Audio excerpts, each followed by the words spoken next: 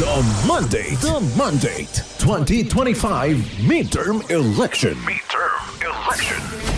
Mga kabrigada, ang Amoranto Stadium sa Quezon City, isa sa mga pasilidad na gagamitin ng COMELEC para sa verification process nito.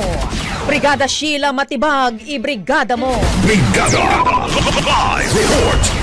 Gagamitin ng Commission on Elections o COMELEC ang Amoranto Stadium sa Quezon City bilang karagdagang site para sa manual verification ng 72 million printed official ballots para sa nalalapit na halalan. Sa kapihan sa Manila Bay, sinabi ni COMELEC Chairperson George Erwin Garcia na ipahihiram sa kanila ang naturang stadium ng QCLGU ng libre. Mukha umano kasing kakailanganin nilang i-transport ang mga printed na balota at sa naturang pasilidad nila ilalagay ang ibang makina at tauhan para mas mapabilis ang verifikasyon. Samantala, hanggang kahapon ay higit 13 milyong balota na ang naimprenta ng ahensya para sa May midterm elections. Pagtitiyak ni Garcia, nananatili silang in track para sa April 14 deadline pero mangangailangan sila ng mas maraming tauhan para sa nagpapatuloy na ballot verification.